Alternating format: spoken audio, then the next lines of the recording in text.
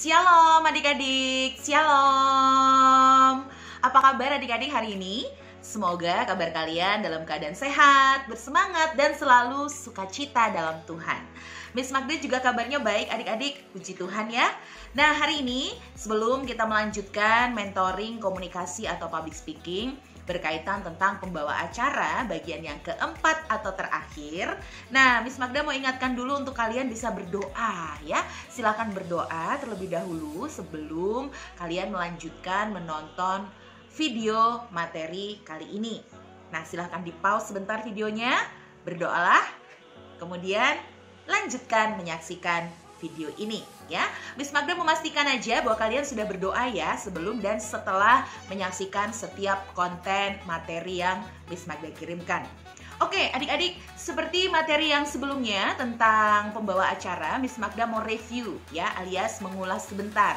Yang pertama tentu adik-adik masih ingat apa sih arti atau pengertian dari Master of Ceremony atau pembawa acara ya. Silahkan disimak di podcast sebelumnya. Hal yang kedua adalah apa saja tugas MC, kemudian bagaimana cara kita menjadi MC. Semisal kita harus mengenal siapa audiens kita untuk menentukan sapaan, bagaimana kita harus memiliki visual yang menarik perhatian, ya, yang rapi, sopan, dan sesuai dengan acara.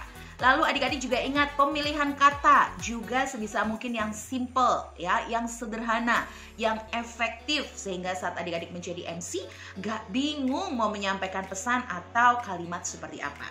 Dan tentu saja di video ataupun materi sebelumnya Miss Magda juga menceritakan tentang bagaimana persiapan-persiapan manakala kalian hendak menjadi pembawa acara. Ya, persiapan itu penting, mulai dari persiapan kesehatan ya, makan dulu sebelum acara dimulai, pastikan kalian juga membawa air putih atau air mineral untuk berjaga-jaga ya. Kalau saat ini sedang masa pandemi, pastikan masker juga harus kalian siapkan, termasuk masker cadangan adik-adik. Ya dong, bukankah masker harus diganti setiap 4 jam sekali? Demikian juga saat kita menjadi MC. Mungkin sudah nggak nyaman masker yang kita gunakan karena terlalu banyak air liur yang terciprat gitu ya di masker kita gitu ya. Nah itu juga bisa kita ganti sebelum 4 jam. Jadi kita harus siap-siap masker cadangan. Nah selain itu adik-adik, selain sekarang kita harus prokes ya, kita usahakan ya bahkan sungguh-sungguh berusaha untuk datang tepat waktu, alias tidak boleh terlambat di acara yang kita pandu. Ya sebisa mungkin justru kita harus datang 1 jam atau setengah jam sebelumnya. Supaya apa? 1, memastikan kita tidak terlambat ya. Yang kedua, panitia atau orang yang mengundang kita pun menjadi tenang karena kita sudah datang lebih awal. Kemudian manfaat ketika kita datang lebih awal, kita juga bisa lebih leluasa mempersiapkan diri, betul? Meng-cross check ataupun melihat kembali susunan acara. Kemudian kita boleh mengecek juga situasi ruangan atau tempat acara. Ya, kita akan bisa tahu di mana toiletnya, di mana pintu masuk, pintu keluar, bagaimana nanti alur tamu masuk, tamu keluar, ataupun posisi-posisi duduk, kemudian posisi pengisi acara, dan lain sebagainya. Tentu saja datang lebih awal akan membuat kita lebih tenang, kita bisa mengatur nafas, mempersiapkan diri ya dengan lebih baik, apapun acaranya, termasuk acara online ya, atau acara virtual ya, kita harus datang lebih cepat atau tepat waktu. Ya, tepat waktu di sini diartikan datang lebih dulu. Tadi ya, 30 menit atau 1 jam sebelumnya. Nah, sebagai MC juga nih adik-adik, kita harus mempersiapkan teks ya, atau poin-poin acara apa yang akan kita pandu. Ini wajib ya, Miss Magda sudah sampaikan di video sebelum-sebelumnya, kalau modal ataupun senjata kita menjadi MC adalah cue card atau rundown ya, susunan acara itu harus kita miliki. Kita miliki dalam bentuk tertulis adik-adik ya. Tertulis kenapa? Supaya kalian bisa tambahin coretan, bisa kalian warnai, kalian beri garis, tambahin kode bintang, dan masih banyak lagi. Kalau kalian dalam bentuk virtual atau misalnya rundown tersebut ada dalam bentuk file, usahakan screenshot terlebih dahulu supaya nggak terganggu dengan notifikasi atau pop-up pemberitahuan manakala ada pembaharuan sosmed yang masuk ya. Jadi silahkan di screenshot, matikan paket data. Nah ini yang Miss Magda juga harus sampaikan kepada adik-adik supaya kalian nggak terdistrak atau terganggu dengan tadi pop-up info yang masuk ya.